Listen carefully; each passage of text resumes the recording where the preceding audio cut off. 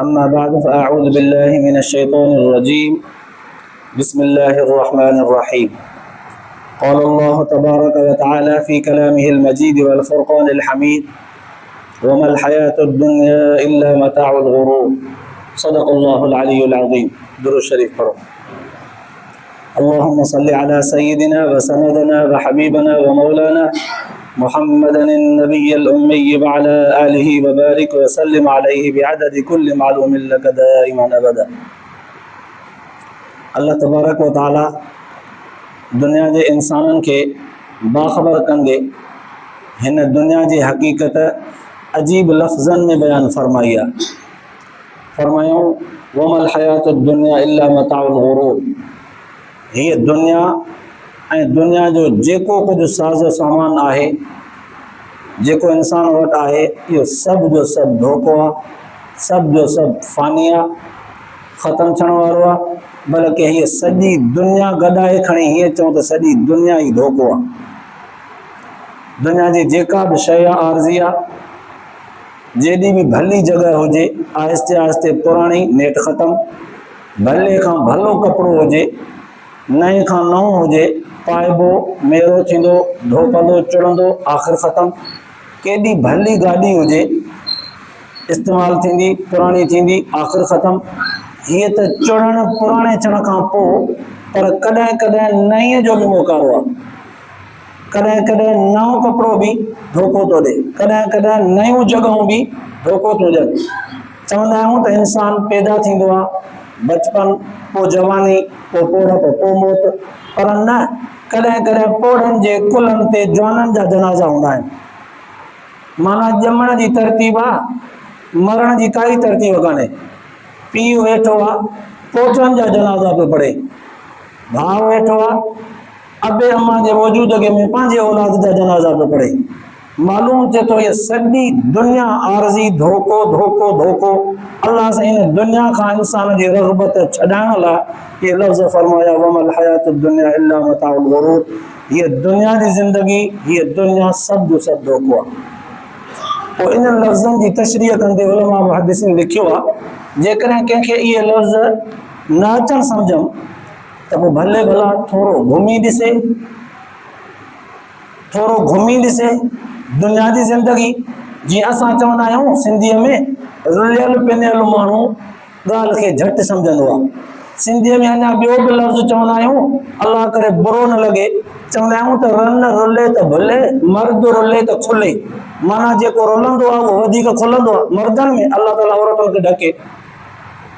अल्लाह तबारक व ताला ॿिए हिन तरफ़ जहिड़ा लफ़्ज़ इशारो कंदे फरमाया कुल सीरू फिल अर्ज़ फंज़ुरू कैफ़ कान आक़िबतुल लज़ीन मिन क़ब्लिहिम व कानू अशद्द मिनहुम क़ुव्वतन व आसारन फिल अर्ज़ फमा अग़ना अन्हुम मा कानू यक्सिबून. अल्लाह से फरमाए थो, सोना नबी दुनिया जे माण्हुनि खे ॿुधाए, भले घुमी फिरी ॾिसनि. हीअ रोई ज़मीन मुंहिंजी कुशादी आहे, भले घुमी फिरी ॾिसनि त इन्हनि खां पहिरियां जेके माण्हू गुज़ारे विया, जेके ताक़त में बि मज़बूत आहे, जेके हुनर में बि मज़बूत आहे, जेके अक़ुल में बि हिननि खां ज़ोर आहे, उन्हनि जी पछाड़ी कीअं थी? अॼु आहिनि ई कोन. त बिल्कुलु इन इहा सैरो तफ़रीह, घुमण फिरण, तजुर्बात मां माना इंसान खे सिखणु खपे. चलो बुज़ुर्गनि जेके दुनिया घुमिया, उन्हनि जे मुशाहिदात खे कुझु पढ़ूं था, उन्हनि मां कुझु बंगालियूं नसीहत तौर ते खणूं था. दीवान हमासे वारो हिकु शाइर आहे, अरबीअ में हुनजा ज़बरदस्त शेरनि जा किताब लिखियल आहिनि. उन शेरो शाइरीअ में हिकिड़ो वाक़ियो आंदो आहे. हज़रत आतिका रज़ी अल्लाह ताला अन्हा साहबियाणी आहे. हुनजो इब्तिदा में हुनजो निकाह थियो अब्दुल्ला बिन अबी बकर, हज़रत अबू बकर साईं जंहिंजे पुट सां शहीद थी वियो. उन खां पोइ वरी हुनजो निकाह थियो हज़रत उमर साईं जे भाउ हज़रत ज़ैद सां, उहो बि शहीद थी वियो. उन खां पोइ वरी हुनजो निकाह थियो हज़रत अली साईं सां, उहे बि शहीद थी विया. उन खां पोइ वरी कंहिं ॿिए साहबीअ सां. ईअं रिवायत में अचे थो, उन शाइर बि लिखियो आहे त 5 मुड़ुस लाॻीता हुनजा शहीद थींदा विया. त उन औरत जे तरफ़ उन ज़माने जे माण्हुनि जो लाड़ो थी पियो त यार जंहिंखे न शहादत खपे त हज़रत आतिका सां निकाह करे. असांजे दौर में इन ॻाल्हि जी फाल बुरी वठंदा, बाबा जंहिंखे मौत खपे न हिन सां निकाह करे. उन ज़माने जे माण्हुनि जो अक़ीदो ऐं इतिक़ाद ॾिसो। हज़रत अब्दुल्ला बिन उमर रज़ी अल्लाह ताला अन्हु फरमाए थो, जंहिंखे न शहादत खपे हज़रत आतिका सां निकाह करे। माना उन दौर में शहादत खे ख़ुशि नसीबी सआदत पिया सम्झनि। असां वरी क्योंकि दुनियादारीअ सां मोहबत घणी था रखूं न, मौत खां भॼूं था। जीअं कंहिं बुज़ुर्ग जे लाइ बि मशहूरु आहे, अलाह करे त ईअं न हुजे त उन दुआ घुरी त मां अलाह मूंखे शहादत जो मौत ॾे, या हुज़ूर साईं जन जे मुल्क में, नबी साईं जन जे मुल्क मदीने में मौत ॾे। जॾहिं वियो त बीमार थी पियो त चए पियो अलाह साईं हिन दफ़े न ॿिए दफ़े। मज़ाहिया तौर ते लतीफ़ो करे चवनि था, चवण जो मक़सदु आहे त असांजो दुनिया जी तरफ़ तवजो घणो आहे, तॾहिं मौत खे नथा बर्दाश्त कयूं। वरना त इहा दुनिया अचानक इंसान खे धोखो ॾींदी, इंसान पाण खे ॾींदो। पुराणे ज़माने में मौलाना वजीउद्दीन रहमतुल्लाह अलैह गुज़रियो आहे। हज़रत मौलाना रशीद अहमद गंगोई रहमतुल्लाह अलैह जे मुतालिकीन मां हो। उहो जॾहिं हज ते वियो त पोइ हज जी वीज़ा उनजी पूरी थी वई त वज़ारत ख़ारिजा वटि आयो दफ़्तर में, उनखे दरख़्वास्त कई त मुंहिंजी वीज़ा पूरी थी वई आहे, पर कुझु ॾींहं मां हिते रहणु चाहियां थो। उन दौरान उन ज़माने में इहा दरख़्वास्त क़बूल थींदी हुई। हाणे चूंकि कानून सख़्तु वधीक थी विया आहिनि त उन्हनि दफ़्तर वारनि हिनखे हिकिड़ो पेपर ॾिनो, पनो, अबा हिनखे फुल करे आहे। उन में खोड़ सारियूं वजूहात लिखणियूं पयूं पवनि, मां कॾहिं खां आयो आहियां, कहिड़े कम जे लाइ आयो आहियां, ऐं हिन वक़्तु मां जेकॾहिं वीज़ा पूरी थी वई आहे, रहणु चाहियां थो त कहिड़े सबब जे लाइ रहणु चाहियां थो, इन ते लिखी आहे। कोई खाना पूरी करे आहे। उन में हिकिड़ो खानो हुयो त सबबु कहिड़ो आहे तुंहिंजे हिते रहण जो, वधीक वीज़ा तोखे छाजे लाइ खपे। उन में हिन बुज़ुर्ग लिखियो, मौलाना वजीउद्दीन रहमतुल्लाह अलैह, लिल वफ़ात, मां हिते मरणु थो चाहियां, बसि मरण जे लाइ वीज़ा वधीक थो वठां। हाणे दफ़्तर वारनि हिन जो पनो ॾिसो, खानापुरी कॾहिं इलाही पना हूंदा आहिनि त खानापुरी ॾिसबी आहे, खानापुर थियल आहे सॼा, त उन्हनि ठपो वञी 15 ॾींहंनि जो ऐं हिनखे वीज़ा ॾिनी। माना हिन दरख़्वास्त ते जा त लिखियो आहे त 15 ॾींहंनि जी वीज़ा वधीक खपे, मरणु थो चाहियां, हिते वापसि नथो वञणु चाहियां। ऐं हुननि वरी ठपो पायो, ईअं घुमंदे घुमंदे मदीने आलिया में रहियो पियो। 12-13 ॾींहंनि खां पोइ ठीक मदीने में वफ़ात थियसि। अजीब इत्तिफ़ाक़ आहे। पुराणे ज़माने में मौलाना मोहम्मद कासिम साहब रहमतुल्लाह अलैह, नानोती रहमतुल्लाह अलैह जे ज़माने जो मौलाना मोहम्मद अयूब हिकिड़ो गुज़रियो आहे। उनजो हिकिड़ो सुञाणप जो मशहूरु मार्को सुञाण हुई हुनजी, त जेको बि मसइलो सेखारींदा त उहो प्रैक्टिकल अमली तौर ते नमूनो करे ॾेखारींदा। अब माण्हू मरी वेंदो, उनखे कफ़न कीअं पाराइबो, मसनूई तौर ते कंहिं हिकिड़े ॿार खे, शागिर्द नंढे खे सुम्हारींदा, उनखे कफ़न जो कपिड़ो वेड़े सेखारींदा। वरी वज़ू कीअं कबो उहो करे ॾेखारींदा, सजदो कीअं कबो करे ॾेखारींदा, क़िराअत नमाज़ में कीअं कबी आहे, कीअं बीहबो आहे, नज़र किथे रखबी आहे, करे ॾेखारींदा। ईअं प्रैक्टिकल कंदो जो हुयो। इत्तिफ़ाक़ सां हिकिड़े ॾींहुं सबक़ अची वियो इहो त इंसान जे मथां मौत बि ईंदो, त उन वक़्तु माण्हू कहिड़ी कैफ़ियत में हुजे त छा करे। बीठो आहे, जेकॾहिं सम्झे थो तंगी थी पई आहे त वेही रहे, वेठो आहे त लेटी पए। उहो मौलाना साहब प्रैक्टिकल कंदो थो वञे। बीठो आहे, कुझु सोढ़ थी पई आहे सीने ते, वेही रहे, तेज़ साह खणे, पाण खे ईअं झटको ॾे, खंघे, अञा बि मज़ो नथो सम्झे त लेटी पए, वरी पाण लेटी पियो।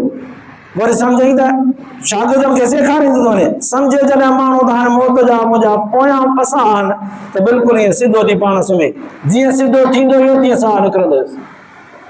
ॿियनि खे प्रैक्टिकल कंदो पियो ॾेखारे, पंहिंजो साह निकिरी। मौलाना नानोती साहब रहमतुल्लाह अलैह जे ज़माने में मौलाना मोहम्मद इदरीस साहब रहमतुल्लाह अलैह गुज़रियो आहे। उहो चूंकि मुहक़िक़ थी गुज़रियो आहे, तहक़ीक़ी मक़ाला हुनजा ॾाढा हूंदा, पोइ हुन ते तनक़ीद बि घणी थींदी। हिकिड़े दफ़े शहर जे ग़ालिबन नानोता जे नौजवाननि गॾिजी करे हिकिड़ो मनसूबो ठाहियो त हिन जी सदाई ॻाल्हि तहक़ीक़ सां थी थिए, ऐं पोइ तहक़ीक़ हुनजी असां पूरे करण जी कोशिशि था कयूं त असां पूरा था थियूं। अॼु मनसूबे में हिनखे नाकाम करणो आहे। चलो हिकिड़ी रिथ था रिथियूं, हिकिड़ी खटोली खणी आया, नौजवान हिकिड़ो जहिड़ो जाॻंदो उन ते सुम्हारे, हुनजे मथां चादरूं रखी, अशहदु अल्ला इलाहा इल्लल्लाह जो कलमो पढ़ंदा खणी आया। त मौलाना खे चऊं था हिन जो जनाज़ो पढ़ायो। मौलवी साहब जनाज़ो पढ़ाईंदो, पोइ मैयत उथंदो, पोइ चवंदासीं त जेरनि जा जनाज़ा थो पढ़ाए। ईअं मौलवी साहब खे रुसवा कंदासीं।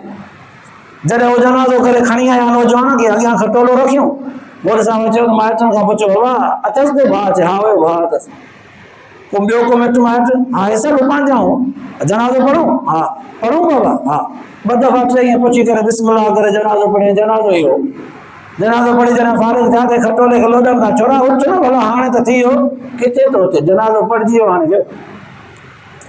त इन्हनि समूरनि बुज़ुर्गनि जे वाक़ियात मां अफ़लम यसीरू फिल अर्ज़ि फयंज़ुरू कैफ़ कान आक़िबतुल लज़ीना मिन क़ब्लिहिम, क़ुरान जो चवे थो त भले घुमी ॾिसो, भले चकर लॻाए ॾिसो, इहा दुनिया सॼी धोखो अथव, अचानक धोखो ॾींदी, अचानक इंसानु वेंदो हलियो। यार चङो भलो राति अञा मूं सां वेठो आहे, कचहरी कई अथई, सुबुह जो ॿुधोसीं त वरी चवंदा आहियूं, हवालो कंदा आहियूं। इहा दुनिया सॼी धोखो आहे, धोखे जो सामान आहे, अचानक माण्हू वेंदो हलियो। इन जे लाइ क़ुर पाक जूं इहे आयतूं, बुज़ुर्गनि जा इहे वाक़ियात तक़ाज़ा कनि था हिन ॻाल्हि जी त इंसानु हर वक़्तु आख़िरत जी तयारी करे तयारु रहे। कंहिं महिल त मुंहिंजो वक़्तु पूरो थिए, निमाज़ पढ़े त ईअं सम्झे मुंहिंजी आख़िरी आहे, राति गुज़रेसि त इहा राति ईअं गुज़ारे ॼण मुंहिंजी आख़िरी आहे, हर लम्हो ईअं गुज़ारे ॼण मुंहिंजो आख़िरी आहे। इहो आख़िरी आख़िरी जो लफ़्ज़ छो चयो वेंदो आहे? इन जे करे त माण्हू पंहिंजा मामलात सफ़ा सिधा रखंदो अचे, सफ़ा सिधा, न छॾे सुभाणे जे लाइ, न छॾे थोरी देरि जे लाइ, जेको मामिलो हुजे दुनियावी सिधो कंदो अचे। अचानक मौत अची वियो, पोयां हिन जा मामला सिधा कनि हले न कनि, विच पइजी वञनि। तंहिं करे माण्हू ज़िंदगी मुख़्तसिर हयाती जी ख़बर न आहे, ज़िंदगीअ जी दौड़ डुक दौड़ जेका आहे मुख़्तसिर ओतिरी करे जेतिरी इत्मीनान सां संभाले करे सघे। अलाह ताला तव्हां असांखे इन दुनिया जे ख़फ़े वारी ज़िंदगीअ में आख़िरत वारी तयारी बि नसीब फरमाए, आख़िरत जे लाइ निजात जो ज़रियो बनाए। आख़िर दावाना अल्हम्दुलिल्लाह।